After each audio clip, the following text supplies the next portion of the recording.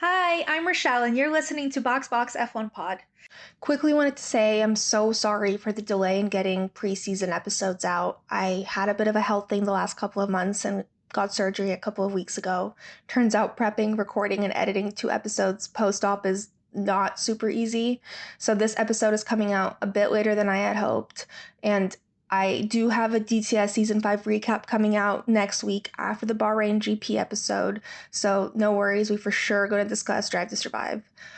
Also, just wanted to shout out all the boxes that emailed me and DM'd me excited for the new season. I'm also so excited, and I hope you're all ready to go full send with me. Today, we're prepping for the 2023 season with a thoroughly biased but extremely accurate overview of who's who in the paddock.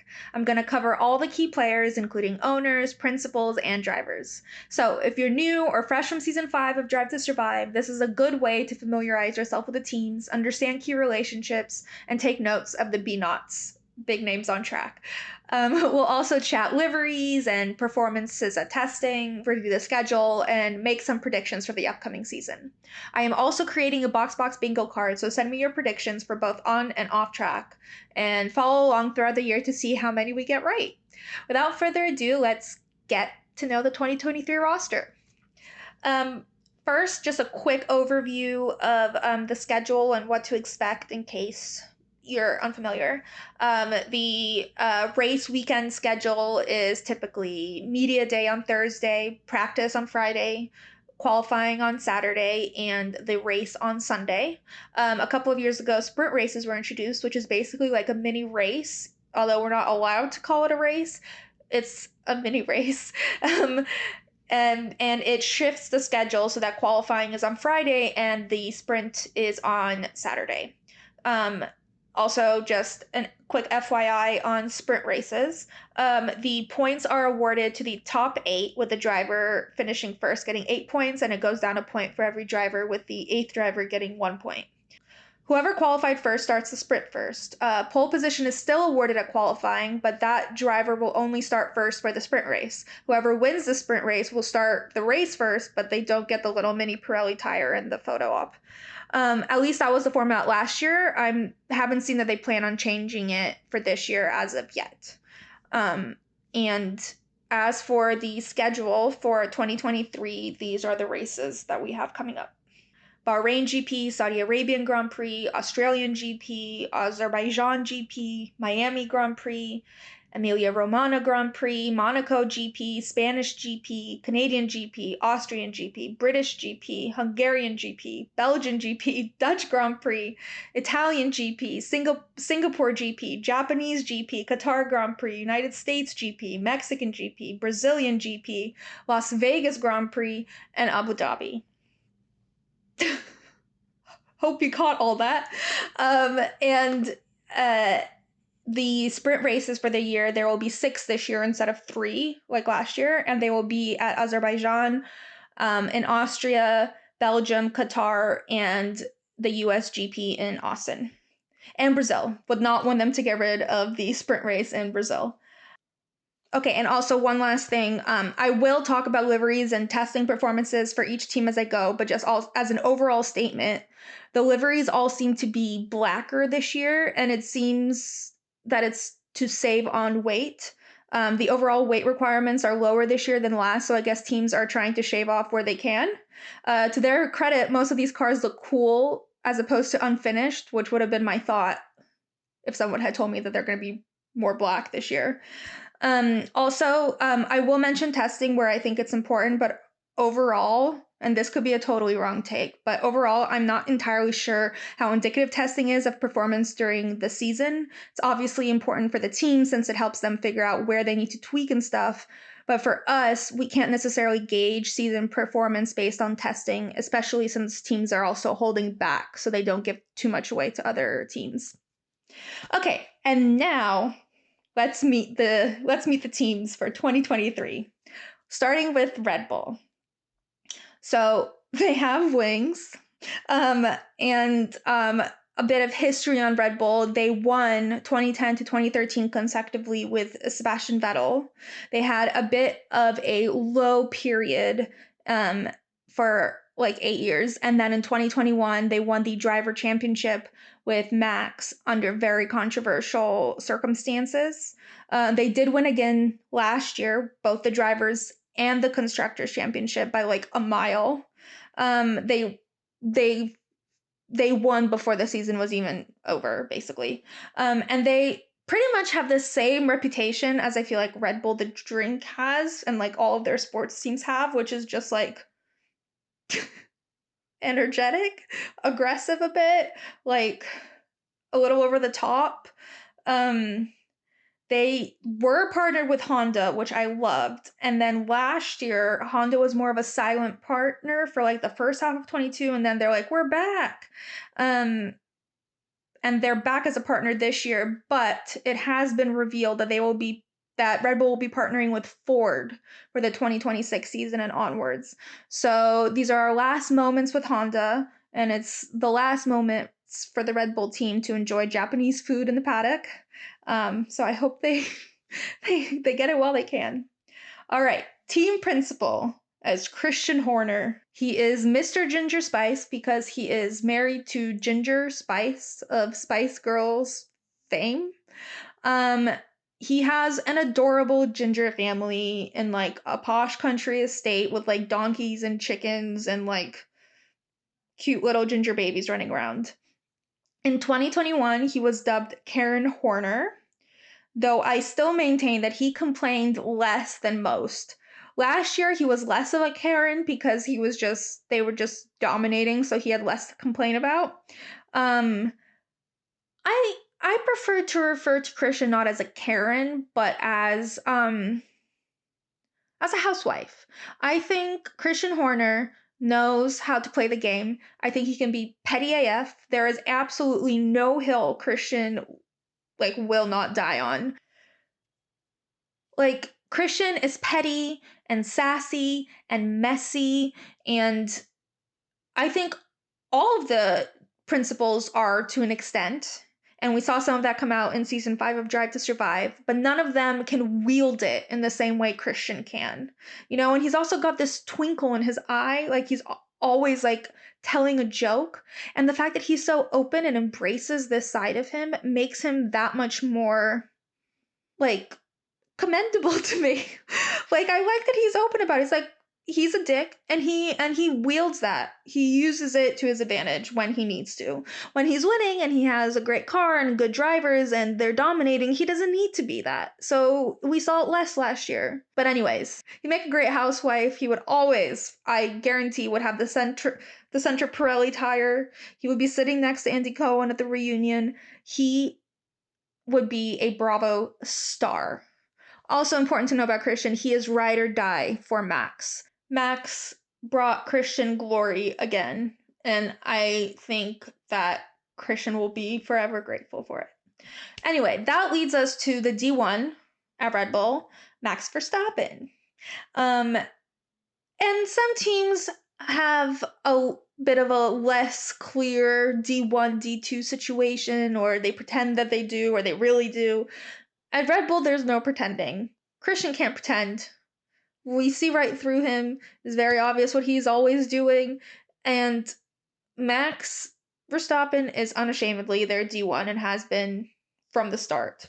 He is 25 in Dutch, but he was 18 when he became a Formula One driver. And he was 18 when he won his first Grand Prix, making him the youngest driver to ever win a Grand Prix. He won the World Championship in 2021. Controversially, no one come at me. He did win. Last year he also won. Less controversial. Like not at all controversial, but a bit more boring because he won like 4 races before the end and everyone was like, eh. He is the leader of the Orange Army, which is the entire country of the Netherlands. They have dedicated multiple songs in his honor, which you can find on Spotify. So I sing a bit. Max, Max, Max, Super Max, Max, Max. There you go. Sorry, there was a really funny clip the other day where someone was blasting music in the Mercedes paddock and that song came on and Lewis Hamilton picks up the speaker and he's like, "What is this?" Very amusing. Anyway, I think Max is such a fascinating case study, like as a human being, because he's just so divisive.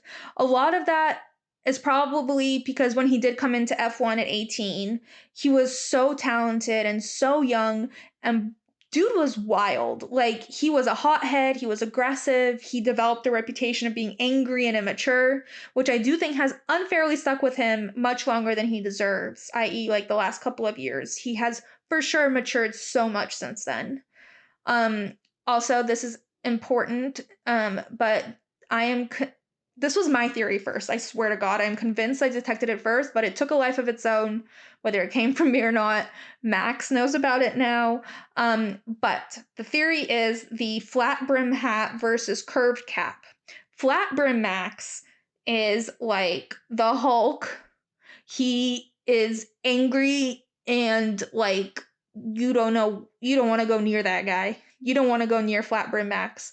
Curved cap Max is like Bruce Banner. He's chill, gives zero fucks. He like everything's great for him. Curved cap Max has been the Max of 2021, 2022, now going into 2023.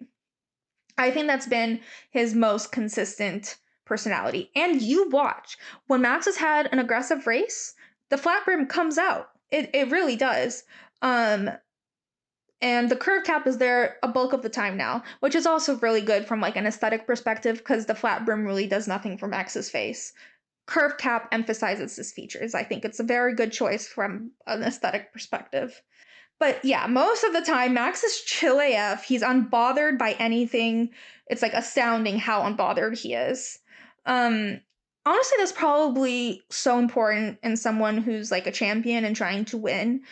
If you're unbothered, you're probably way more prone to winning. If you let anxiety get in the way, it's gonna affect your performance. So great that he like truly degaffs.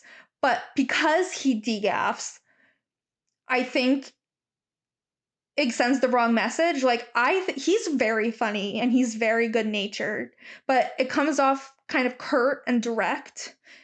And I think because of that, it's often misunderstood. And what I always cite when I try to defend Max Verstappen is that scene in Ted Lasso where they get the new Dutch player and he says something like rude to someone and everyone stares at him like, what the fuck? And one of the other guys says, don't worry, he's just Dutch. That's Max. I love Max. Also, less important, he is dating Kelly Piquet, who's the daughter of a Brazilian 3-time F1 world champion, Nelson Piquet, big F1 family. Kelly has a fascinating and torrid history in F1. Loves an F1 driver. Let's just leave it there. And she is beautiful, so you will often see her in the crowds when Max wins, which he inevitably will. Also, prepare yourself for the Dutch national anthem to be stuck in your head all year long. When I think of a national anthem, it comes into my head before America. That's how sad it has become. Speaking of music though, oddly enough, all the drivers before the start of the season were asked what their hype up song is. Max left it blank. How do you not have a hype up song? Who doesn't have a hype up song? He's friends with like a million DJs. So weird.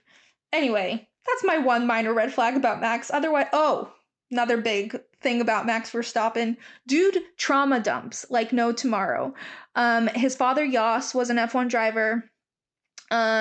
And from the stories, Max casually drops into casual conversation as he giggles, like, one time I didn't do really well, so my dad dropped me off on the side of the road and I had to walk home in the rain. Or that might have been, I might have mixed up two stories, but I think that's what happened. And then there was like another one, like where he like yelled, like, dude has trauma and I don't know if he's processed it. He just like giggles as he tells these stories. So watch out for Max just casually trauma dumping everywhere. Okay, moving on to Checo. Checo is Mexican and he is 33. Checo has an adorable family. His wife gave birth to their third child, Emilio, when the same weekend, I think, that he won the Monaco Grand Prix last year. He also has a little Checo Jr. And a girl, and his son loves cars. Also, most important of all, Checo's dad is the best. He is a giant Mexican man that never stops smiling. He runs around with a giant Mexican flag at the Mexican Grand Prix, and it is incredible. My favorite photo of all time is where Max and Checo are posing next to each other after the Mexican Grand Prix, and Checo's dad just like runs in between them with the Mexican flag and is like grinning from ear to ear. And then he framed that photo and gave it to Max as a Christmas present, which I think is incredible. There is also a hilarious picture of him taking a selfie with Checo, grinning on a plane, and Checo looks so annoyed, which I love. All right. Checo has been in F1 for like over a decade, and he almost lost his seat. 2020? 2020. In 2020, he almost lost his seat, and then Christian saved him. Christian called and he's like, Checo, come drive for us. And Checo's like, KK. And this was honestly the D2 that they were looking for. He has been nicknamed the Mexican Minister of Defense. He is great in like everywhere. He was such a good supporter of Max. He defended him. He was always there to help, and he was a great driver in his own right. He won his fair share of races. He's also such a nice and friendly guy. I love Checo so much. I became a big Checo fan almost instantly. He's just so lovable. But there was an important development in Checo's character arc last year.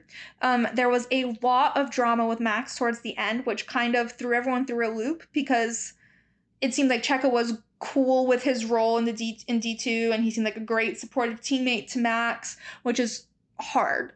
Many have tried and failed to be Max's teammate. And it also seemed like him and Max really got along and seemed like he really had created like a camaraderie in the team. Like he really fit in.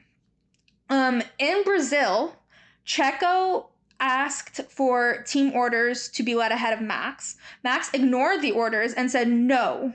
And then everyone was like, Max is a really bad team player because he's already won the championship, so why does he need this race to win?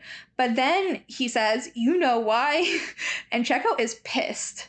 So the rumor of why that happened is that at the Monaco Grand Prix, the one that Checo won, he crashed during qualifying, which stopped qualifying and ended Max's fast lap and his chance for pole. And apparently at the time Checo told the team that he did this on purpose. And this like cock block move at the Brazilian Grand Prix was Max's revenge. Apparently he waited 6 months to like just not let Checo through at a race and is like, KK, we're good now. Basically the team let out a statement that everything was good now. They resolved everything internally and they won't be commenting on it any further. But guys, it did not seem all good. And so now the running theory is that 2023 is Checo's reputation era. He is not going to be Mr. Nice Guy anymore. Checo is taking a knife to a gunfight. Is that the term? It's taking a knife to a gunfight. Or a gun to a knife fight. Anyway, he's mad. I think he's going full villain. He is not going to be as supportive as he's been in the past, and I really hope that's true, and it's going to be very exciting. Okay, also very important to note at Red Bull, their reserve driver is Daniel Ricciardo. He is Australian, he is 33, he is charming, charismatic, funny, cute, engaging, really good driver, terrible business sense, and just like also kind of bad luck. Basically, RE the business sense. It seemed like for a while, Daniel's like career plan was just to do what Carlos did. So Carlos went from Red Bull to Renault, then Daniel went from Red Bull to Renault, and then Carlos went from Renault to McLaren, and then Daniel went from Renault to McLaren, except then Carlos went to Ferrari and Daniel got fired. Oh yeah, I think I buried the lead there in case you didn't know. Daniel got fired from McLaren. I will die on this hill. Daniel Ricciardo did not get bad. He was just not suited to the car or the team. It happens. Do you know how hard it is? Like, I'm a writer, I guess, or whatever. Do you know how hard it is to use a keyboard that's shit? I could still write, but I can't use, like, a bad keyboard. It hurts my wrists. Like, sometimes the hardware doesn't fit the person, and that's okay. But it was tragic when Zach Brown dumped his ass. Although on the bright side, Daniel got 10 million bucks, like straight out. But he still got dumped, and it was unfair. And I also will die on this hill. I actually don't need to die on this hill because I don't think anyone actually disagrees with this particular statement. But Daniel made Drive to Survive what it is. He skyrocketed F1 in the States. He's definitely the most famous driver here, more than Lewis. Like, people might know Lewis's name. Everyone knows Daniel's face. He's personable. His smile. He's great marketing. He seems like great company. He's just great. And I will miss so many things about Daniel being like actually on the grid, like him vibing out to every national anthem. It's so fun. He really loves to jam out. His interviews, his smile, keep mentioning his smile. Also the possibility for a shoey. But it's not a total loss. Obviously, Christian knows a good marketing opportunity when he sees it, and he swept Daniel right up. And I'm so glad because he's like familiar there. It's a comfortable place. And like, I think being a reserve driver at Red Bull right now is a good move for Daniel for a couple of reasons. First of all, like, again, they're family. He was with them for ages. He's comfortable. He's really good friends with Max. And he brings out the best in Max. So we'll get Prime Max this year, I think. He's also a great driver to have in your back pocket should Checo or Max be unable to drive. You've got Daniel ready to go. Also, you can use him for marketing.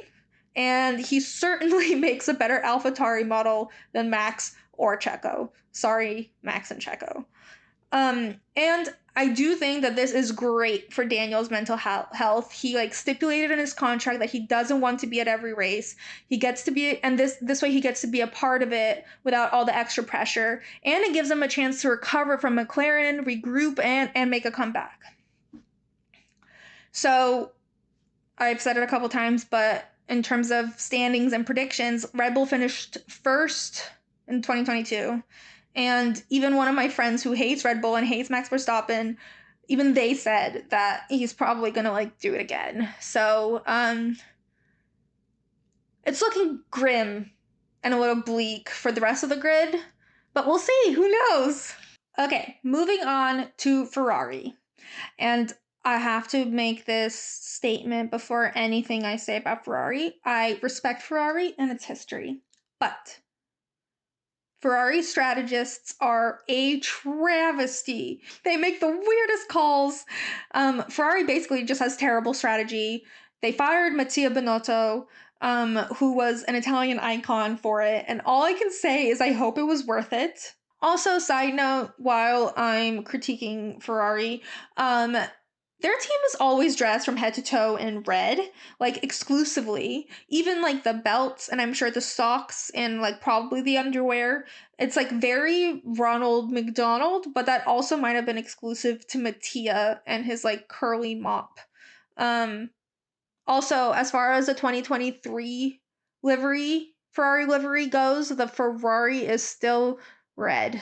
So, but on the plus side, I love their driver lineup. It's one of my favorite on the entire grid. That driver combo is just, Mattia needs to be like rewarded just for making that call and just finding the most beautiful people on the grid and just combining them. Anyway, on to the team. The new team principal is Frederick Vasseur. And okay, I did not know much about Frederick except that he was the team principal at Alfa Romeo and he has now replaced Mattia. Frederick also has a very long history with Charles, which people have speculated might be bad for Carlos, even though after testing there were rumors that Charles was upset with the car being built more in Carlos's style than his. That don't know if that was confirmed, so TBD on that and who Frederick prefers. Anyway, back to Fred. Frederick. I actually don't know if anyone calls him Fred. Do people call him Fred? I will. Anyways, this particular fact hit me like a ton of bricks like 2 days ago, but Fred is French. He's French. Like, when I think about it for more than half a second, like, duh, Frederick Vasseur is obviously a very French name. But he was the Alfa Romeo team principal, and now he's the Ferrari team principal. Ferrari hired a French man to lead their team. I'm pretty sure their entire team is exclusively Italian. Like, they're trusting Fred, the French guy, to lead them to victory. Okay. Didn't know they trusted the French that much. Anyway, that's Fred. I don't know much about his personality, except he made a joke about being linked to Claudia Schiffer in Drive to Survive, which is a funny joke because he's Fred and that's Claudia Schiffer. Moving on to D1, Charles Leclerc. There's not like actually a D1. Like, there's not really a D1, D2 situation at Ferrari, but I'm talking about Charles first because he's been there the longest. And he's also kind of like synonymous with Ferrari. Anyway, Charles is 25. He is from Monaco. And I think this is important. In the latest season of Drive to Survive, there was like a B-roll clip of Charles getting his makeup done before a shoot.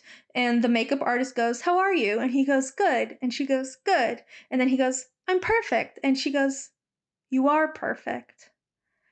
And Charles is perfect. I think before we discuss anything about Charles, it's important to pay a moment of respect to his face. He is physically flawless, like from an objective, purely objective standpoint.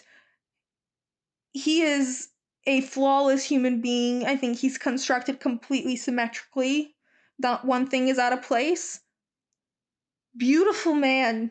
Not even like from a like, oh my god, he's so hot. He's just like a piece of art at a museum. Like, you can just look and be like, wow, that guy's pretty.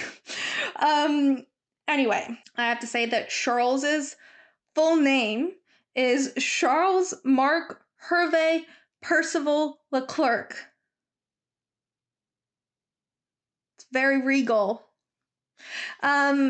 Anyway, I think the best way to describe Charles's life is sort of to equate it to that of a Disney princess. He's charming, charismatic, a little dumb in an endearing way, but not like school dumb. Like, he speaks 5 languages. The guy is very smart, but like, just like, he seems a little like his head is floating in the clouds sometimes. But also, Charles's life is just like littered with tragedy. His father died like weeks before he made the Ferrari team, and it was like their shared dream together. Like, I think he even told his dad that he already made the Ferrari team before he even did. So when his dad passed away, he was like happy.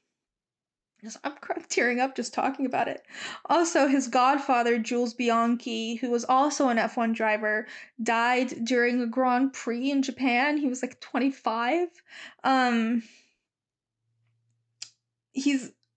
It's a lots of tragedy. In addition to like all of that, nothing ever seems to go Charles's way. It's what I like to call here at BoxBox the Monegasque curse. In 2021, it seemed that the physical distance from Monaco seemed to determine Charles' success because he only seemed to do very well on races that were not in mainland Europe.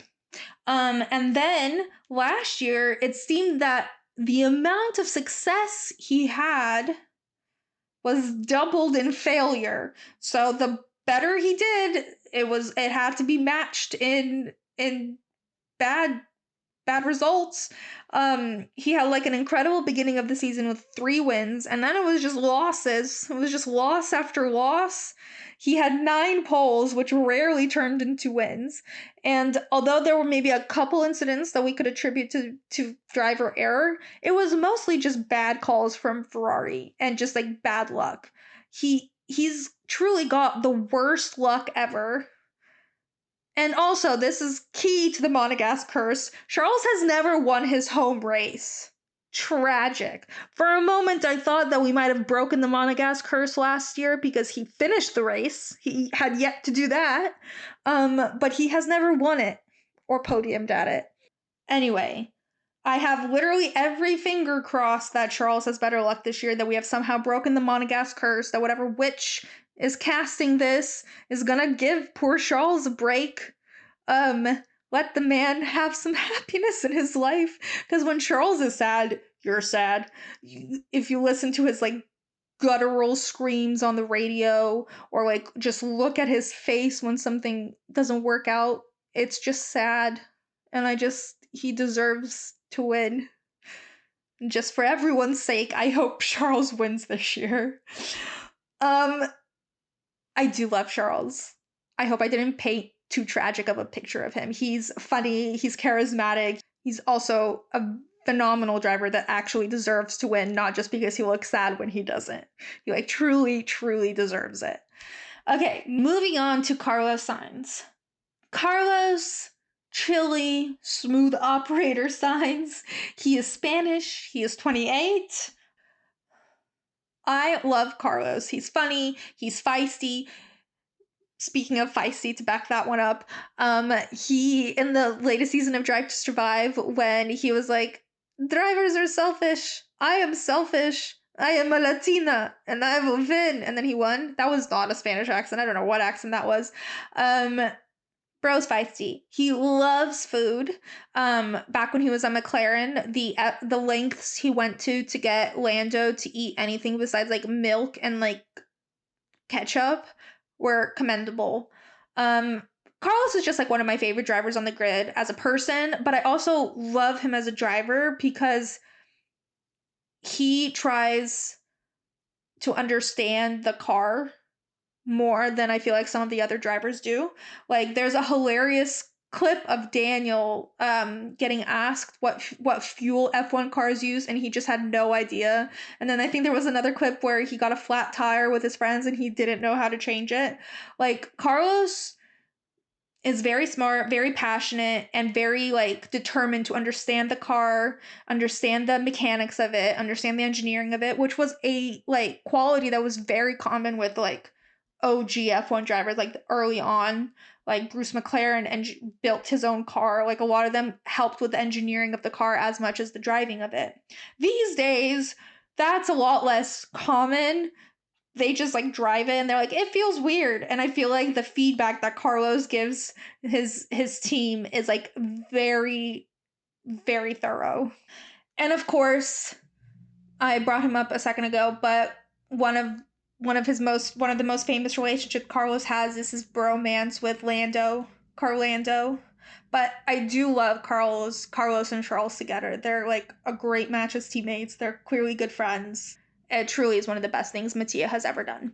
Also, important to note that Carlos's father is named Carlos, and Carlos's cousin is named Carlos, but his cousin Carlos goes by Caco, and Caco is the best. He is the guy that you always see in the garage wearing either like a polo or like a button-down pastel shirt or like a neutral knit under like a puffer vest and like these glasses with like slightly windswept hair. Like, oh, I'm in a garage, but like I did this before I got to the garage.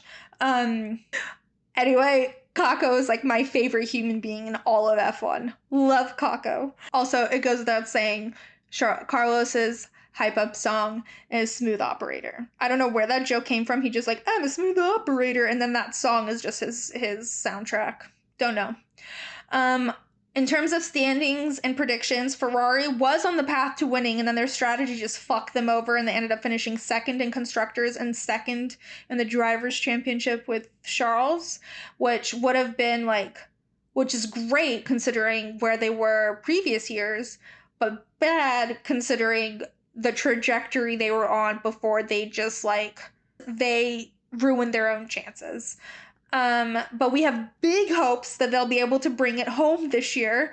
They've got Fred, and Charles deserves it, and Carlos is great. It's a winning trio.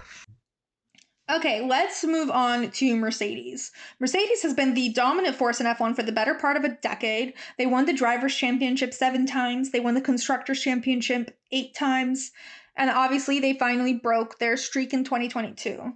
The vibe at Mercedes has changed a lot since Abu Dhabi 2021. The best example of that is the like epic scene in Drive to Survive, where we witnessed the greatest team principal meeting of all time, where Toto literally just lost his shit. But like it's like a place of sort of desperation and like confusion and like scrambling and like panicking because they'd never been in a place like this before, because they came out of 2021 feeling like they should have won because they theoretically lost on a technicality. Whoever you think should have won, it was basically a technicality that separated Lewis's win from Max's, and Lewis deserved it just as much as Max. And so they came in like angry, and then they had a bad car. So they like Toto's like comment at the end of Drive to Survive season 4 where he was like, everybody better watch their back because I'm coming for you. That was a German accent, apparently. He couldn't do that. None of them could come at anyone because their cars sucked ass and they were busy like bouncing up and down. But I think that initial like panic and stress that we particularly saw with Toto at the team principal meeting has sort of mellowed out. And they were able to like bring it back, and they ended up finishing third. But I think they've got that fighting spirit again, but it's sort of like a scrappy fighting spirit that they haven't had to like channel in a very long time. So I think this year we're going to see them be much more composed than last year, but not as like PRE and like noble as they've been in years past, if that makes sense. And that brings me to team principal, part owner, overall hunk, Toto Wolff. He is a giant, intelligent Austrian man, and he is amazing. Like everyone loves Toto, except Christian, probably. He's very composed. He's very intelligent. I once heard him spend like 15 minutes talking about nature versus nurture, and like he is very militant and diligent about how he runs the Mercedes team. Like I heard he even has very specific instructions for how the toilets are cleaned because he read somewhere that like dirty toilets lead to like bad performance or something. So he like you could probably lick the bowls at Mercedes because it's so clean. Toto's only fault is he has some serious anger issues. There are many moments where he is banging. Like you see him like rip off his headphones in the middle of a race and like bang them, or like breaking tables, and like Toto had some iconic radio moments last year when he was angry at Michael Massey for a call he made. The call, he just shouted, "No, Mikey, no, it's not right." And then earlier that year, he was like, "Michael, I sent you an email." I think he just like outlined his entire case in this email that he sent to the race director in the middle of the race that that man was never going to read. But it's like very Toto to like, I bet Toto has lengthy emails, is what I'm saying. Unfortunately, we are no longer privy to radio communications between teams and the racing directors, and I will never forgive the person who took that away from us. On a more personal note, Toto has a wife named Susie Wolff, who was the CEO of a Formula E team and has just been announced as the managing director of F1 Academy. I'm obsessed with Susie and little baby Jack Wolff, who's like the sweetest kid ever. They're such a cute, pretty like family. They live in Monaco. Toto is great. I feel like I rambled a lot about Toto in a not very coherent way, which is not very indicative of the kind of person Toto is. Toto would probably wanted like a very succinct essay dedicated to him. But I love Toto. I don't really like it when he goes all PR on us. I'd rather he be more like unhinged. I love unhinged Toto. But overall, Toto Wolff is incredible. Moving on to D1 at Mercedes, Lewis Hamilton. He is English. He has been knighted. He is Sir Lewis Hamilton. He's 38 years old. So he's creeping up there in terms of like senior citizenship status. He is a 7-time world champion. Suppose he's an 8-time world champion if you ask the right person. He is probably definitely the most famous motorsport athlete at the moment. He's also like making he's also making his way into the fashion world and pop culture in a much different way than everyone else. He gets an invite to the Met Gala, which no one else on the grid gets. He is a GOAT. He's literally one of the best drivers to ever be. He has overcome a lot of hardships and obstacles, and I love that he uses his position to like bring more diversity and opportunity to both people of color and women in the sport. F1 is white and penisy AF. But my one thing with Lewis is that sometimes he feels kind of not real in a sense, like removed from the rest of the drivers. Like he always like there's that guy who imitates him, Connor Sketches, who imitates always going like #grateful at the end of every statement, and that's sort of the vibe that Lewis gives with everything he says. He doesn't literally say #grateful, but he's basically saying #grateful. And also like the whole like he doesn't like participate in stuff like the other drivers do. Like there's a Secret Santa every year. All 19 drivers participate, but Lewis doesn't. Like he's not above the Secret Santa thing, but like I just don't know why. He just feels kind of like out of reach, and I love when we see like the human sides of him. In Drive to Survive, when George Russell said that Lewis Hamilton had gifted every single Mercedes employee a Union Jack Speedo. Hilarious. That's the stuff I want to see. I want it to be fun and cool and casual. In terms of driving, Lewis obviously had a major setback where his 8th championship was in his grasp and it kind of slipped away due to a technicality. It felt unfair. And then to come back and have a shit car that's not going to win you anything. It's like not easy for anyone to handle, especially someone who's been so dominant for so long. But he is a world champion and he's an athlete of like unbelievable caliber, and they're just built differently. And this is like what really pissed me off. This is like really annoyed me, is when there were all those rumors that Lewis Hamilton was going to retire, which I feel like is such a detriment to his character, because that seems like the opposite of what he would do. Like, why would he quit when something got in his way? If anything, like that would make him more determined to come back and like energize him, which it did. I was right.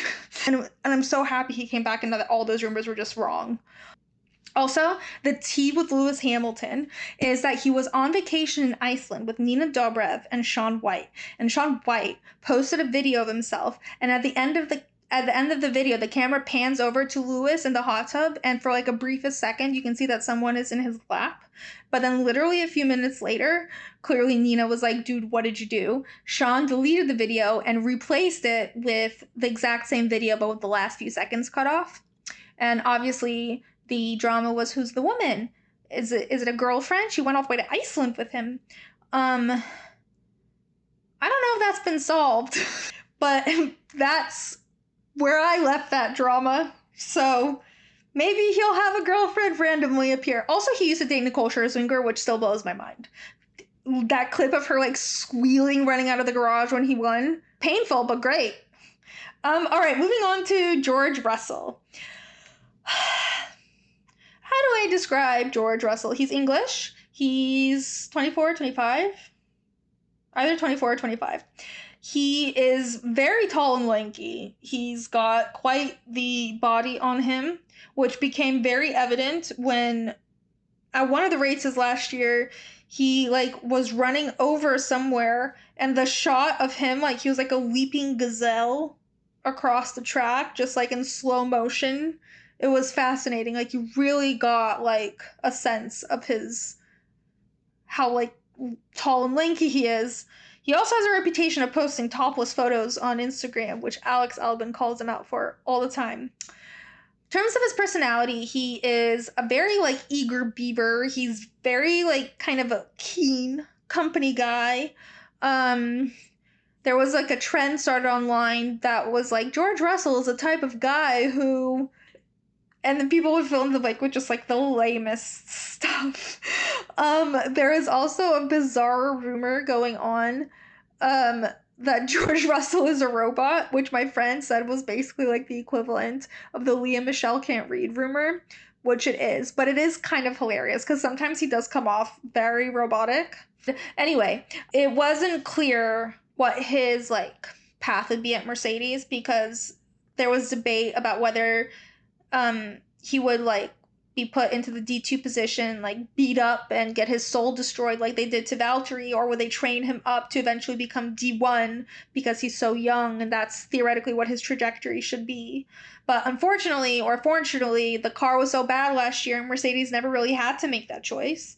And George set some pretty great personal bests for himself. He got a P2 finish and then he got a win in Brazil, which was insane. And it was the only win that team got last year. So his future is bright, and I think we can all tolerate a bit of cringe because George is so sweet. I kind of love George, and I cannot talk about George without talking about his love for PowerPoints. In his first year of F1, there was a rookie off between him, Lando Norris, and Alex Albon, who are all friends, and he made a PowerPoint to show how much better he was than the others and ended each slide with facts.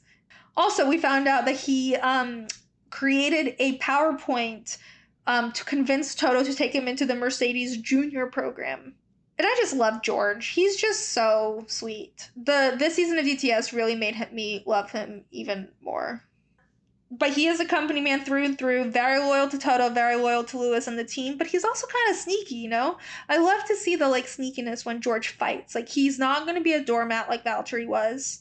I also have to go to bat for George's girlfriend, Carmen, who is one of my favorite wags on the grid. She is Spanish. She works in London in finance. She has a real job and a LinkedIn page.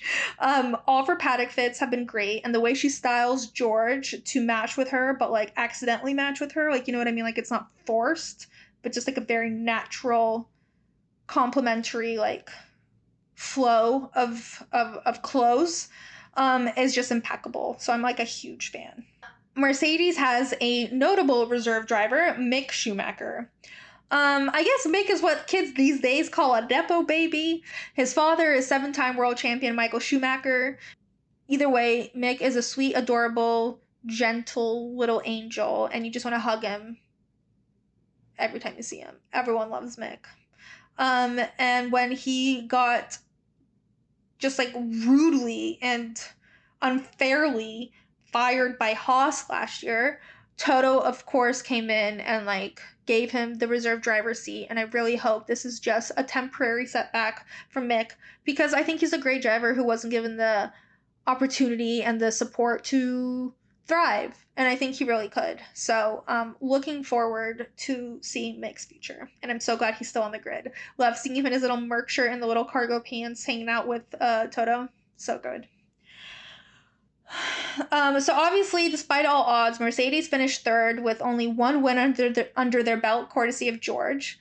And also, this is another thing. I think that George fared so much better than everyone else because he was fresh from Williams, where basically he was last almost always. So the setbacks and the losses and the shitty car weren't really like new to him, while Lewis, who won basically like 5 times in a row, I think I think it was 5 times in a row. It's been a while since he's like properly struggled in the same way that George has been struggling for most of his F1 career. He's also older, so generally that makes people less adaptable just naturally. And I think that kind of shows in their performances last year because I think Lewis eventually was getting back into the groove towards the end, like he was doing really well. And George was doing great. And George also had that giant streak of top 5 finishes for the longest time. So I think that's why like George sort of did better last year, because he was sort of prepared for that kind of scenario. But anyways, if Mercedes engineers manage to deliver a good car, I think Mercedes will be fighting in a much more meaningful way up at the front than they were last year. So that'll be exciting to watch. Okay, moving on to Alpine. What should I say about the team? Alpine is French. Alpine used to be Renault, and it was headed by Sergio Abiteboul. And his absence, honestly, is still felt today. In 2021, they were rebranded Alpine, and they brought on Fernando along with Esteban. The camaraderie between Fernando and Esteban was amazing. It is forever imprinted in my brain. Like particularly that one moment when Esteban won his first a Grand Prix, and he was like running towards Fernando, and Fernando lifted him up into a big hug. It was adorable. Or there was that time on the track when Fernando said, "Tell Esteban to defend like a lion," and then Esteban immediately let the car behind him through, and there was like the running joke that it was like lion, more like defend like a pussycat. Anyway, another big thing about Alpine is that last year they had 2 liveries. They're sponsored by BWT, by the way. And last year they had 2 liveries. One was more blue and one was more pink, and they straight up just like looked like the dress from Sleeping Beauty. Now their livery is more black, so it kind of mutes it out and it's less jarring. But honestly, BWT is a curse on any team that is forced to take it on as a sponsor. It is just the most atrocious color known to man. Like, at least be a pretty pink. It's not even a cute pink. Okay. The owner is Laurent Rossi. Laurent, I'm just gonna say like an American, Laurent Rossi. He I don't know much about him except he's like this tall French man.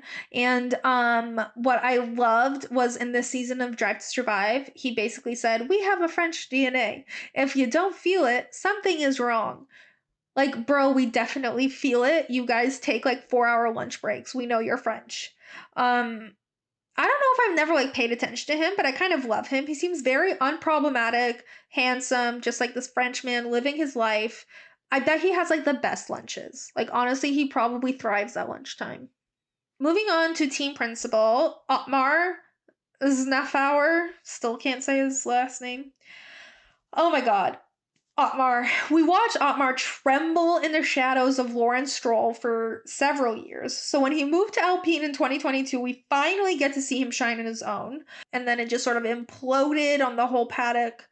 Otmar is an odd fella. He's American, although he did immigrate from Detroit from Romania with his family when he was like 7. So I guess he's also like Romanian American. Otmar inadvertently caused the most drama last season, and I did not have the best impression of him, I'm going to be honest, but watching Drive to Survive season 5, not viewing Otmar through the lens of the media and viewing Otmar through the storyline that Drive to Survive concocted, I love Otmar. He is so funny. Like, nothing will beat him, like, on his first day going into Alpine, trying to, like, prep for being French. Like, he ironed 2 shirts, um, because he was like, well, I'm probably going to have a croissant, so it's best to have a backup.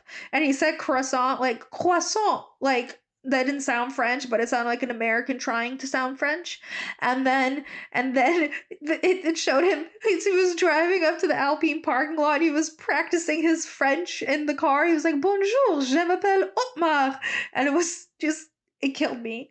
And also, Zach Brown, who was his main enemy last year, had such frat boy energy that you just automatically side with Otmar, who was just sort of like perplexed why no one was loyal to him when he's just a nice guy and with a good car. He's like, I'm a good guy, I've got a good car. It's a great seat. Why is no one loyal? And that's a great question. Also, he's so unproblematic. Like, he was super angry about the whole situation. And then as soon as, like, the whole Pierre thing happened, he was suddenly super chill. He's like, that's fine. Like, it's all good now. Hee hee. Zach Brown. I guess it all worked out for the best. My biggest wish for Otmar when he was at Aston Martin was always that he no longer would have to wear bubblegum pink. Unfortunately, BWT did follow him to Alpine, but he has been blessed with the option to not wear pink.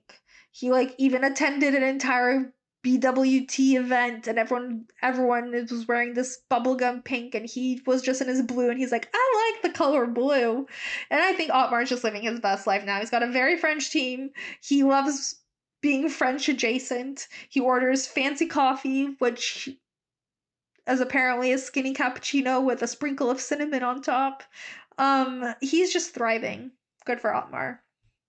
All right, moving on to D1 at Alpine, Esteban Ocon, who I've only put as D1 because he's been there longer. I think it'll be up for grabs, the D1 spot. But Esteban is French and 26. He is tall, he is gangly, he's like the gangliest there. He makes George look not gangly. Like I don't know how Esteban has like these limbs. It almost gives like the vibes of that guy at the the thing at the used car sales lots that like waves in the air. That's like sort of Esteban's body type. He is so lanky. Not to be rude, but I sort of like that wasn't rude, but like not to be ruder, but I generally kind of forget Esteban exists. Not in a like he's forgettable kind of way, but like he's kind of unproblematic. So he doesn't pop up on my radar that often. But then I'll randomly get reminded because he does something like insane on track and then insane in a good way. And then I promptly forget it forget again. He one like cool thing about Esteban is he doesn't come from money like most of the drivers. Um his father was a mechanic, so he probably understands the car super well, unlike a lot of the drivers. He's just like kind of harmless, totally sweet. Um, I have no issues with Esteban, but Pierre hates him, and I do trust Pierre wholeheartedly. So maybe there's something I'm missing. Maybe there's more to Esteban than meets the eye. All right, D2 Pierre Gasly, which is properly pronounced Pierre Gasly, according to Daniel Ricciardo. That's how he always says Pierre's name, and is honestly the only way to say Pierre's name. Pierre is 27, and he is also French. I don't know if you're sensing the trend here at Alpine, but they like being French. Pierre has this sort of like je ne sais quoi. He's just like effortlessly cool. He is social media obsessed. Liked by Pierre Gasly became a whole thing because people started to notice that literally everything was liked by Pierre Gasly. Not an exaggeration. I saw him in every corner of Instagram. Like posts from other teams, other drivers, fan accounts, gossip accounts, things completely unrelated to F1. Pierre was just always there at the top, and I just love it. Truly, the best moment of Drive to Survive for Pierre was when he like walked up to a group of of the AlphaTauri team, and he's like, "So guys, what's the gossip?" And then they start saying something. And he's like, "Oh my god, what account was that on?" And he's like, "Was it this one, the one that's private?" "Oh my god, I know that account." And then and he was just like fully invested. And then he got pulled away to something. He's like, "No, this is more important. I have to stay here." His commitment to the drama and the gossip is unmatched, unparalleled, and like imagine the tea he would spill. He is the vibe I need. I have almost nothing negative to say about him other than I'm sad to see him leave AlphaTauri purely because of his relationship with Yuki, who I have named Gasanoda. Their bromance was everything. Just like I truly cannot put into words how heartbreaking it is that they will no longer be together. They were so funny as a pair. They were such good friends. Yuki was great for Pierre because Pierre had someone to mentor. He also learned that he went like on a whole culinary journey with Yuki. Like I guess learned there were more countries in France. Yuki learn so much from Pierre as a driver in terms of fashion. Have you seen how Yuki dresses now? That was, I'm pretty sure, all Pierre's influence. They're just like so great together. I will say though that there is promise for this year, not for a bromance, but for drama. Esteban and Pierre have a torrid history. They grew up together, they karted together, and then they like just became enemies on track, and then became enemies in real life, and they basically haven't spoken until this announcement. And now they're like, everything's good, bro. But to be honest, I really think Pierre still hates Esteban. His body language does not seem particularly friendly. And also recently they went to a basketball game in Paris with Charles. I kind of feel like Esteban was invited because it was like, you know, like you have geographical obligations to specific people, and like they kind of felt like they had to invite Esteban. So they invited Esteban, and Charles just sat in between them the entire time. Um, Not trying to read too much into that, but I'm definitely going to read too much into that and say that this like truce that they've called right now is gonna last. It's definitely not gonna last till the summer break. They are going to like actively and openly hate each other, and it's gonna be great. Okay, next up, McLaren. So McLaren is a pretty iconic team. Like the OG McLaren, Bruce McLaren, is just Bay, and their headquarters are beautiful. Movies have been filmed there. And I was a big McLaren girl for a while. I was very passionate about McLaren's success, but I've recently fallen out with them, and it basically all boils down to Zach Brown. So Zach Brown is the owner, and I loved Zach Brown for years. Seriously, when this podcast was started, we referred to him as the Santa of F1. He was like the dad. He was great. We lovingly joked how he had to drive a Land Rover in the DTS shop because he couldn't actually fit into a McLaren. He just seemed so fatherly and kind. And after how he handled this whole Daniel thing, and after seeing him on DTS being so like broy about it, I've just kind of completely fallen out with him. He's like no longer my favorite American. In fact, it reminds me why I prefer not to see any Americans in the sport. But I'm sure once the pain from this Daniel situation subsides, I could learn to love him again, but it's going to be a very arduous process. Like, they're really going to have to redeem themselves in my eyes this year for me to love Zach Brown again. The team principal at McLaren is Andrea Stella. He is Italian. He was the performance engineer and race engineer at Ferrari before this. This is his first year. He has replaced Andreas Seidel. I guess McLaren literally just got Andreas without an S. The only thing I know about Andrea is that he likes bright colors, I guess. So we'll see. I loved Andreas though. Andreas Seidel, who's gone now. He was so awkward, and it was just a joy to watch him interact with other people. But I also think he was kind of fishy in this whole Daniel situation, so I'm not that sad to see him go. So D1 at McLaren is Lando Norris, and boy did I love Lando when he first came on the scene. He was a sweet kid who didn't eat anything with flavor, like literally just drank milk and like went to Nobu but ordered the ice cream, and like reminded me of the boys I went to uni with. But Lando has kind of grown into kind of a dick. And I'm like a little torn on him because on one hand I do like him. He's a lot of fun. He's like very Gen Z energy. I have his bucket hat, which I honestly should have seen this coming when I purchased like a bucket hat in like neon green and yellow. But he just sometimes comes off too Gen Z. I think that's it. He might be a bit too Gen Z for me. And the dicky thing, it's like it could be kind of dickish, or it could just be direct and to the point. And it's unfortunate that he's not Dutch because we could just blame that. So like, cool that he's honest. The stuff he said about Daniel, I guess I'm being super hypocritical because I'm annoyed when Mercedes is too PR-y, but I'm also like, Lando, control what comes out of your mouth, but I also love when no one controls what comes out of their mouth.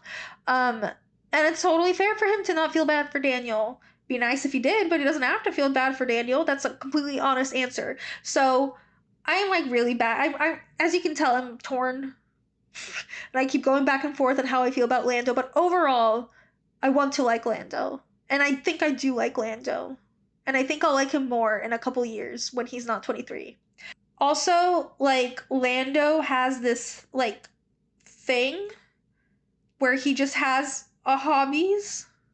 It's commendable. I don't have a hobby, but like after being teammates with Carlos, he picked up golfing, and that was like his entire personality. And then like in addition to gaming.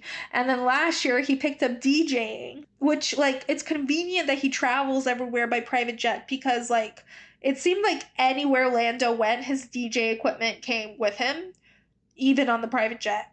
Um Luckily he's like BFFs with Kygo and Martin Garrix.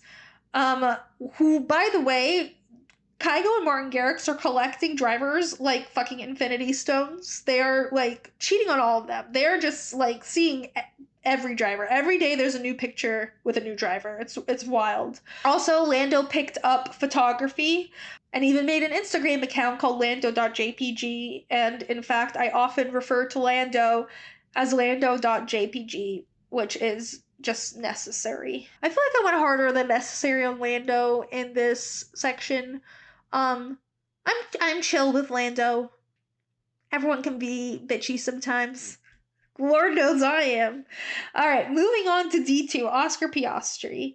When I tell you I was shocked that Oscar is Australian, like, look at our pop culture examples of Australia, specifically for men, because for some reason I can't think of a single Australian woman right now. Like, zero are coming to mind. But Australian men are like, I describe them as healthy. They just all look very healthy. They're like tall, tan, built. Chris Hemsworth, Daniel Ricciardo, that other guy, that other Mark Webber, and more. And then there's like Oscar, who I truly thought was like English. He's like kind of small, cute, pasty. So like the big thing with Oscar is that he was part of this like major driver shakeup earlier this year, and Oscar sort of got a weird intro into like mainstream F1. He existed in the paddock as Alpine's reserve driver, and then when Alpine announced that he was going to drive for them, and then he tweeted that tweet that was like, I never agreed to this. I have signed no contracts. I will not drive for Alpine next year. It was like, it was so sassy. I was expecting Oscar to just be this fiery little minx that like was like gonna go toe to toe with Lando. But he's and for a while he was kind of silent because I think he felt a bit uncomfortable with the whole Daniel thing and was trying to be respectful and felt like it was his fault even though it wasn't his fault. At least that's how it came off because he was really quiet. But I also think he's just kind of like there. Like I don't think he's that fiery at all. I think he's just a pleasant kid. He's a bit endearing, but he's really just like pleasant, non-problematic. And also not related to his personality, but he's supposed to be a phenomenal driver. Like he's supposed to be exceptional. And like in case they didn't say it enough in DTS, the entire grid was excited about Oscar Piastri. So I'm excited to see what he brings to the table. So predictions for next year. Lando was seen punching a wall in frustration at testing, so things aren't looking great. That's all I know. All right, moving on to Aston Martin. Aston Martin used to be Racing Point, then Lawrence Stroll bought it, and then he made it Aston Martin, and then he made a 5-year plan to become the number one car on the grid. And to be honest, the rumors coming from testing is that Aston is looking like pretty dang good. Fernando did like say he was faster than Ferrari, but that's obviously probably extremely exaggerated and cannot be confirmed until the race this weekend. But I would not doubt Lawrence Stroll's 5-year plan. Lawrence Stroll seems like a guy who could make a 5-year plan. And that also seems like a good segue to discuss Lawrence Stroll, the owner of Aston Martin. I know I am in the minority here, but let me just paint a picture. Lawrence has never been shown in normal speed on Drive to Survive. He's always walking in slow motion but doing business at warp speed, and I think that kind of branding has really worked on me personally. I am obsessed with Lauren as this like magnate? Business magnate villain-esque figure in the paddock that's just like a mover and a shaker and like gets shit done. Like he doesn't have time for long meetings. Forever that scene of him being like, you have 15 minutes, go in a meeting, and everyone looks very alarmed and distressed by this information, lives like in my brain. I will also never forget the like hostage video that he filmed when he was accused of stealing from or copying Mercedes, when he had the pink Mercedes and he was accused of copying them, and he like sat in a tent with a mask on and then took the mask off, and it looked like he was literally there against his will, and he was like, I will not stand for these accusations. All of that has really done a number on me, and like I love Lawrence Stroll as a character. I am obsessed with him. Lawrence Stroll be strolling. If you can stroll and get shit done, you've made it. Lawrence Stroll brought Michael Kors to Canada, guys. I don't know why he needed to bring it there, but okay. I'm done. I'm done like waxing poetic about Lawrence Stroll. I know how everyone else feels about him, but I can't help how my heart feels, and he is just an excellent personality to have around. All right, moving on to team principal Mike Crack. What can I tell you about Mike Crack? His name is Mike Crack, and it sounds like my crack. And it's just I can't take him seriously. But I know nothing about him, and I'm sure if I did, I would take him more seriously, but I can't because all I know is that his name sounds like my crack. Okay, moving on to D1, Fernando Alonso, which actually was really unfair for me to put him as the D1, but I guess he's older, so I put him first. The best way I think to describe Fernando was he's Spanish. He's like 45. That's not true. He's 41, which is almost 45. He is the oldest driver on the grid. What was hilarious is that he started in F1 the year that Lando Norris was born. That is wild. Fernando Alonso, I think, described himself in the best way, better than I could, in the latest season of Drive to Survive, where he said, we are very selfish, drivers in general. But in Formula One, there has to be always good characters and bad ones, heroes and anti heroes. So, me, I am on the dark side. That's true. Fernando has always been the villain. And then also, iconically, he ended that episode by like waggling his fingers on the camera and going, bye bye, I'm still the bad guy, and then walks off camera. Like, the fact that he's playing into his villain role is incredible. And truly, I think Fernando is such a great character. Like, he's always been the villain from his first days in Formula One. He's a two-time world champion. Would have been more if not for bad luck. Fernando has had a lot of bad luck. like actively just bad luck after bad luck after bad luck. He had 2 years off in from F1, and then he came back. I think he's looking great. He looks like he's 40.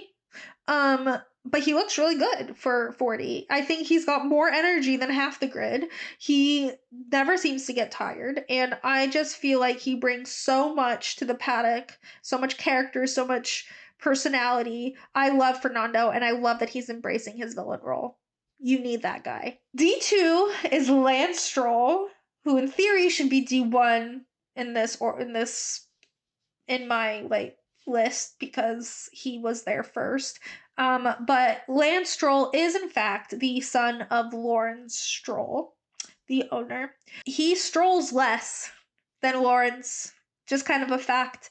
Lance kind of gives off like the vibe of a rich kid that was never socialized properly, and F1 is his like first excursion into society. In a nice way. I mean that nicely. Lance just seems like a really nice guy who's kind of shy, kind of quiet. Unfortunately, got this big bad daddy. I should not have said that. This like father who's like the big bad wolf of F1 and the world because he's just like a billionaire and gives off evil energy. Probably didn't get much attention from his dad growing up. He seems like a really sweet kid. He's like a mediocre driver, but I guess that's just how life goes. Mediocre to fine. He is good as far as daddy drivers go. You know, he's not Nikita Mazepin or like any like he's good enough to be an F1. Could he be better? For sure. But he's fine. I do think that unfortunately for Lance, and people seem to think that he has this seat because of Lawrence, and he does. His father did buy him the seat. But I don't think Lawrence prioritizes Lance over business. I think like he's not going to like make Fernando lose so Lance could win. He's going to put winning first and business first, and that means putting Fernando first. Lance can be there, he's along for the ride, but Lawrence is not prioritizing him in any way. Notable reserve drivers. One of their reserve drivers is Felipe Drugovich. This is notable only because he almost had to fill in for Lance Stroll for the first GP coming up, but like it was because Lance had this like mystery injury that like miraculously was resolved by the race weekend that like Aston Martin refused to like get into, but like there were rumors that he broke like all his wrists, and by all I mean two. I think he said that he was only one wrist and he has some metal screws in there, so he's ready to drive. If I got metal screws put in my wrist, I would not be driving 3 days later. That's like just me. But that's not going to be my first choice. Anyways, Felipe Drugovich is no longer relevant because he will no longer be driving in Bahrain because Lance is a crazy person who got metal nails put into his wrist and he's like good to go. But I also just like as a side note wanted to discuss how like doesn't Felipe Drugovich sound like a name that's got like a simultaneously like ambiguously international and subtly evil vibe to it? Like this is very clearly the name of a Bond villain. So naturally he'd be a reserve driver at Aston Martin. He'll probably blow it up from the inside. I'm sure he will. I think Felipe Drugovich is a very nice man, boy. Anyway, moving on to AlphaTauri. AlphaTauri is the sister team to Red Bull. The team principal is Franz Tost, and all I can say is he's there. He exists.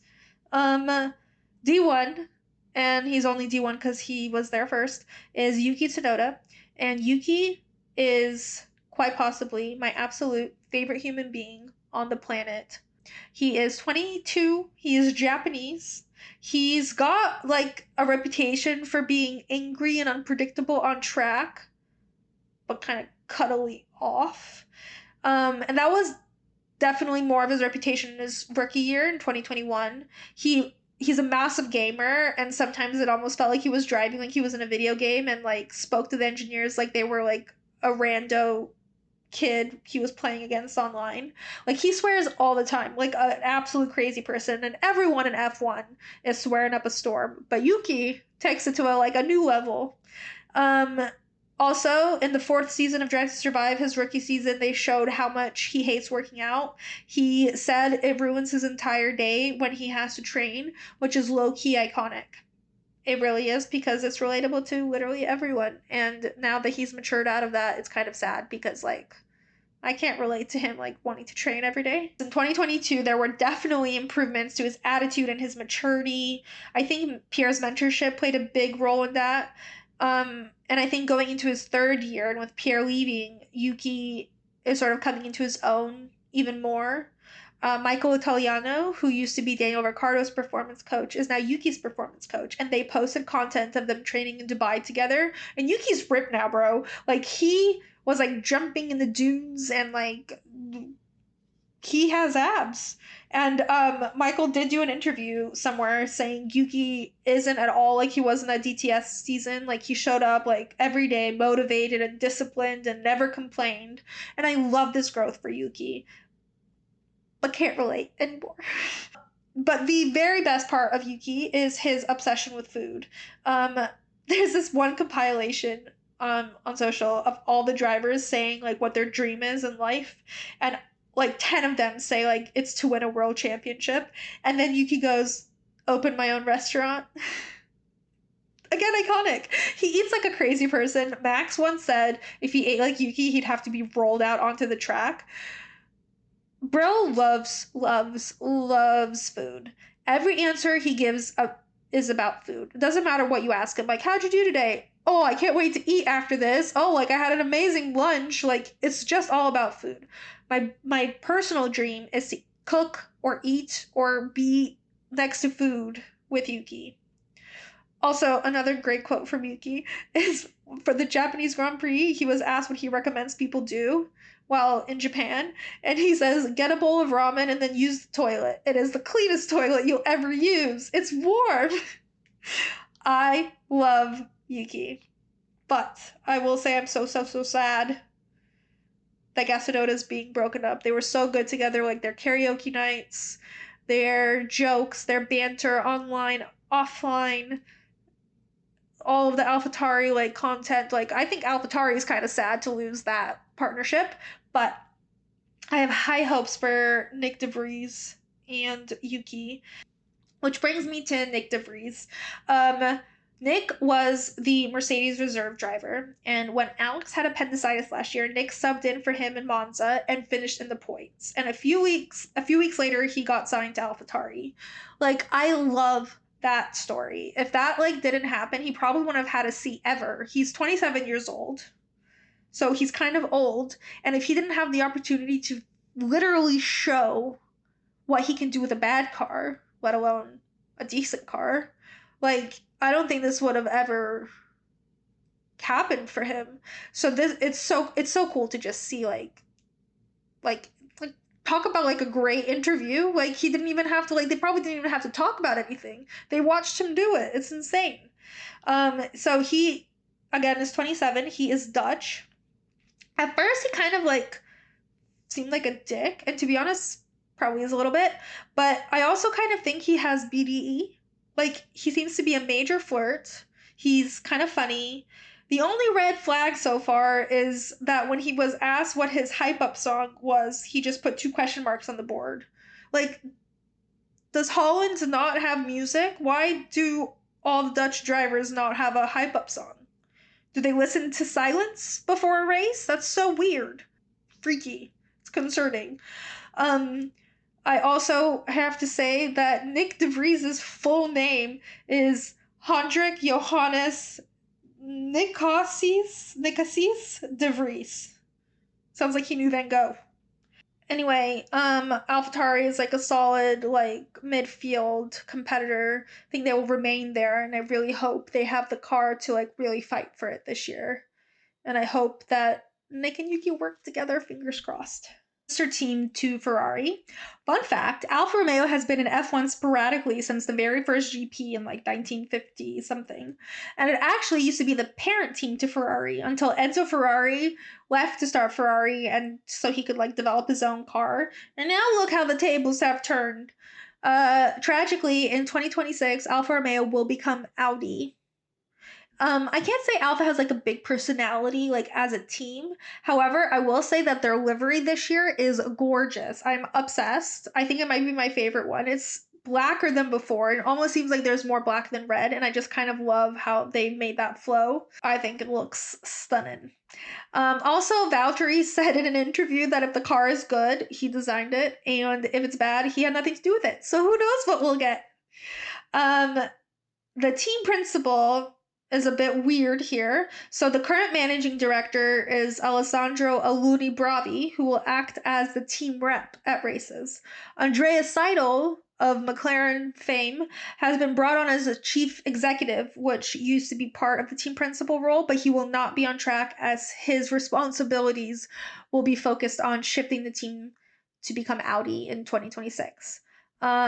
So they will not have a traditional team principal this year, which is weird.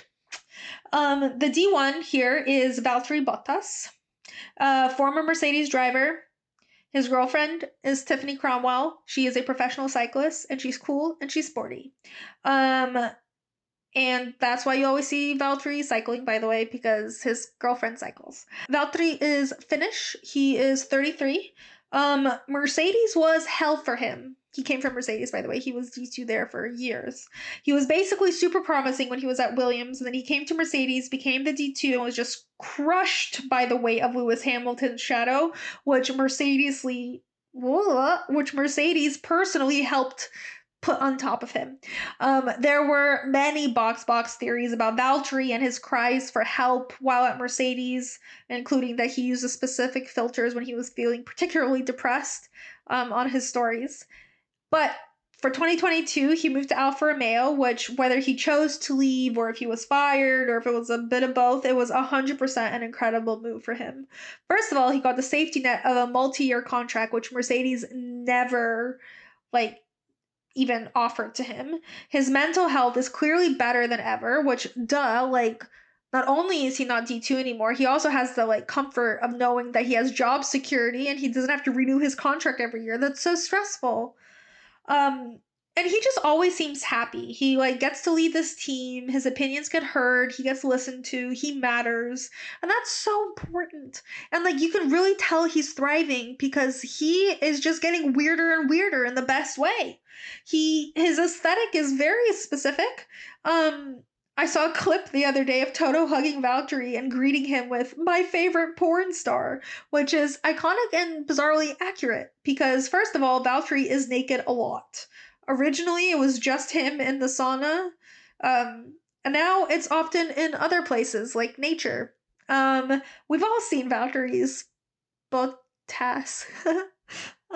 Okay. Also, he's grown a mullet and a mustache, so he 100% looks like a creepy 80s porn star. And incredibly, his helmet for testing was his mullet and mustache drawn on the helmet, and that's just incredible. He's living his best life, and that's all I've ever wanted for him. The D2 at Alfa Romeo is Zhou Guanyu. Guanyu is the first Chinese driver in F1. 2022 was his rookie year, and I think he was actually the only rookie in 2022. I'm just going to go ahead and say I love Guan Yu. I love that he loves boba. I love that he is now the face of Lululemon.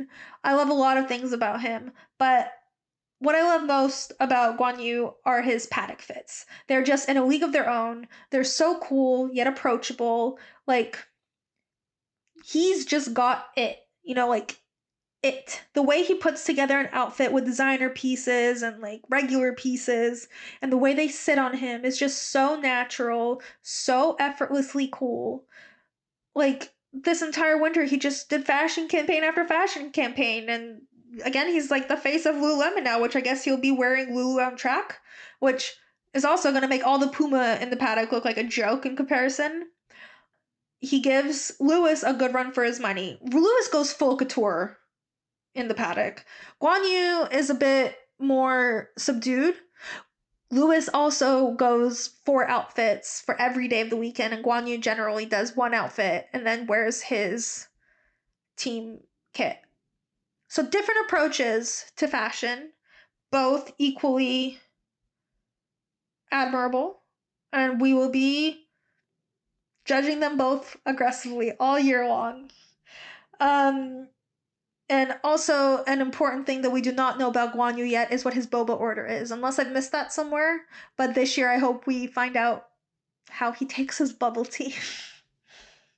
All right, moving on to Williams. Williams is the sister team of Mercedes, and Williams drivers are often promoted to Mercedes, i.e., Nico Rosberg, Valtteri, George Russell. I really like the Williams livery this year, and I'm obsessed that they made the airbox or whatever, the little hooded bit above the cockpit look like a Duracell battery because they're sponsored by Duracell. I know they ran that livery a couple times last year, but I love that it's here permanently. They're so quirky, like their Miami merch last year was just like a Hawaiian shirt. Love Williams energy. They're just like kind of fun, quirky. The Duracell battery gets me. So the team principal for Williams is James Vowles. And guys, this is the James, the iconic James from the iconic moment that I feel everyone knows, even if they weren't watching the race, when Valtteri was refusing to let Lewis through, and James got on the radio and said, "Valtteri, it's James," and told Valtteri to let him pass. That's not really something you want to be remembered for, is it? But everyone remembers it. He was the chief strategist at Mercedes, and now he's the team principal at Williams. Fun.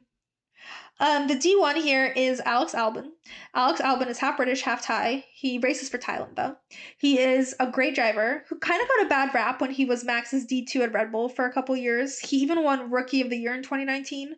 But it's so hard to be like young and teamed up with Max because you're always going to be put second, you know? Like, it's just mentally very difficult and it's stressful, and you have to have a specific resilience to be able to power through that. In 2021, he was made the reserve driver at Red Bull, which honestly was probably pretty good for his mental health. Like, he wasn't treated great when he was a driver there, but I'm glad Red Bull sort of kept him on and supported him in that interim year. And then in 22, he became a Williams driver, and truly, he's got the resilience of like a tank. He got appendicitis during a race weekend, so he had to miss that race. That was when Nick DeVries filled in for him.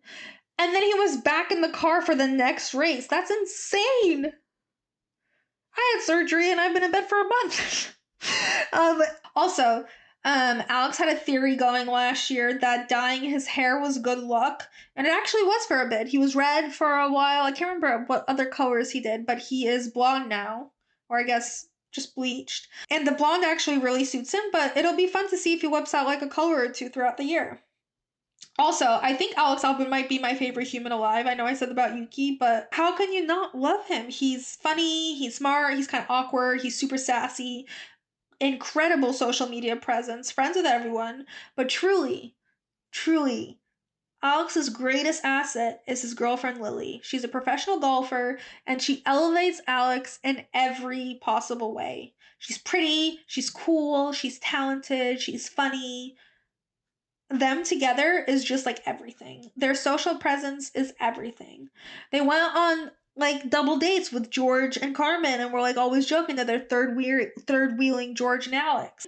Another great thing, speaking of wags, is that like Alex and Lily are each other's wags, like never forget like Alex on the green during one of Lily's tournaments with like a banana in hand, and he captioned it "Wag Life." So good. And she's always keeping him young. He's definitely got a skincare routine that he didn't choose and doesn't understand, but he does it. And like the other day, he was asked his favorite T Swift song, and he was like, "Ask Lily." But also, right now, I'm just trying to understand the Selena Haley drama. And like what I would give to hear his recap of Lily's explanation of the Selena Haley drama. Because honestly, I'm also trying to understand it. Something about eyebrows and copying and anyways, I'm obsessed with Lily, I'm obsessed with Alex, and I'm obsessed with Lily and Alex. D2 at Williams is Logan Sargent. Logan was an F2, and his seat was contingent on him scoring enough points by the final race of the year, which he did. Logan is like 22, I think. He's American. His family are billionaires. I think his uncle is like an oil tycoon and provides oil for the US military or something. Casual. Logan is also from Florida, so I guess that makes Miami his home race. He is just like a fresh-faced 20-year-old, and I don't know how I feel about an American being there, but he seems chill. So we'll have to see what he's like as the year progresses. Let's move on to Haas. So they're American. They're kind of a joke, but everyone still loves them. But also they dumped Mick, so I'm not so keen on them. They finished third to last year, which is better than the last 2 years when they were dead last. So maybe they'll keep the momentum going. The owner is Gene Haas, and he seems like an asshole. The team principal is Gunther Steiner. As Mattia put it in the most recent season of Drive to Survive, he is a striking fellow. I tell him all the time, Gunther, you are the protagonist of that Netflix show. Mattia calling it that Netflix show. But also, Mattia is correct. Gunther gives big main character energy. He's by far the most quotable. I think back to season 1 of Drive to Survive when Gunther said we could have been rock stars, but we were a bunch of wankers, or he does not fuck smash my door. This year, he said last year for 2 points I would have fucked the whole paddock. He claims he said hugged, but he definitely said fucked. He swears a lot. He is Italian, but he sounds German because he was born like in the Alpi area that's like on the border with Austria or Germany or both. On the border of a German speaking country, so he was basically like the hills are alive with the sound of Gunther. His wife is Gertrude, his daughter is Greta, so together they are Gunther, Gertrude, and Greta Steiner from the Alps. They are hilarious. He is hilarious. They are such a cute family. He swears a lot, he breaks doors, and he does not have eyebrows. Which, if you haven't noticed yet, you will now. When he wiggles them, it's especially evident. Now, Gunther has for sure stirred up controversy like every year. The most notable of which, in like recent years, was going into business with an oligarch and giving his son a seat, and then when the war broke out in Ukraine, he fired them both, which resulted in him having to scramble for money, and that gave us an incredible Aldi catalog photo shoot where like him and Mick are next to like a rowboat, and it's just insane. Most recently, though, he fired sweet, adorable, lovely Mick Schumacher that did the Aldi photo shoot with him and replaced him with Nico Hulkenberg, which, as we know, thanks to DTS, was actually Kevin's suggestion for some bizarro reason. Um, anyway, none of this is something I can particularly forgive. I can look past that and appreciate Gunther for the TV star that he is, but I will still hold this against him till my dying breath. D1 is Kevin Magnussen. Kevin is Danish and he is 30, and theoretically he is a daddy driver since his dad was an F1 and he also won Le Mans like 4 times. Kevin used to be a hothead, and then he was fired along with Grosjean from Haas at the end of 2020 to make way for like fresher blood and also Blood Bunny, I guess. They were replaced with Mick Schumacher and Nikita Mazepin, and then the war broke out in Ukraine, and Nikita was replaced with Kevin Magnussen once again, and it turned out to be an incredible move from Gunther because Kevin was an insane asset. He'd clearly matured over his year away, and he turned out to be great for the team and for Mick, until, of course, Mick wasn't there anymore, and Mick was replaced with Nico Hulkenberg. And has anyone noticed that Haas is very Aryan when it comes to their drivers? Like, it's alarming a little, no? I remember when I saw Nikita and Mick together, I was like, whoa! Now I see Kevin and Nico together, and I'm like, whoop! Alarm bells again! So when Kevin came back, to go back to what I was talking about, Gunther says he seems to have aged about 10 years, but he also like acts like it, you know? Like Kevin also said that he has like a little girl and them together is like the cutest thing. But he said in the past I was very angry. I know that I made mistakes, but mentally I'm in a different place. I race with a different mindset, which we can for sure see. Like he's for sure matured, he's much calmer, he approaches things completely differently. So there's no more, he's not going to be tearing doors off of hinges anytime soon. D2 is Nico Hulkenberg. He's German, he's 35. And honestly, I don't know if this is an unpopular opinion or not, but I have like no idea why he's here. I mean, we do. Kevin recommended him, but like, why was that recommendation taken seriously? Otherwise, like, all I know is that he used to be hot, and he's still hot, but like in a past your prime sort of way. And the last time he raced in 2019, he wasn't particularly great.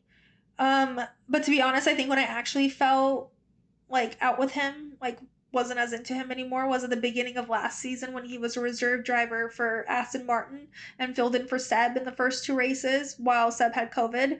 And he literally just didn't give a fuck. He didn't even pretend to give a fuck. He was like, lol, didn't train, didn't bother like sitting in a car, haven't even seen a sim. What if is just gonna show up? That kind of annoyed me because that is also like the very opposite of anything Seb would do or stand for. So it was a bit annoying. But the most exciting part about Kevin and Nico being on a team together is that there was an iconic moment like 6 years ago when they had a fight on track, and afterwards, as they were doing media, Nico comes up to him and tries to shake his hand, which Kevin just stares at and Nico says, "Once again, it's the most unsupportive driver," and Kevin responds, "Suck my balls," and it's become iconic and quotable, and it's just like a great moment. I know Kevin said having a child has really mellowed him out, but you can be a father and still tell another man to suck your balls. So I hope we bring that energy into this year. Anyways, my overall predictions for the year are that Red Bull will thrive, Charles will finally break the Monegasque curse and give Max a consistent run for his money, Checo will go full villain on us, Aston Martin will surprise us all and be in solid contention for like third at the least, and Esteban and Pierre won't make it to the summer break as fake friends. If you've got any predictions for on track or off track, send them my way so I can put together a box bingo card that I'll share with you all before the race this Sunday. And if you haven't yet, make sure you subscribe and follow F1 Pod on social so you don't miss the first race debrief of the season when it drops in just a few days, and the DTS Season 5 recap, which will come out next week. Otherwise, I'll see you guys soon. Box.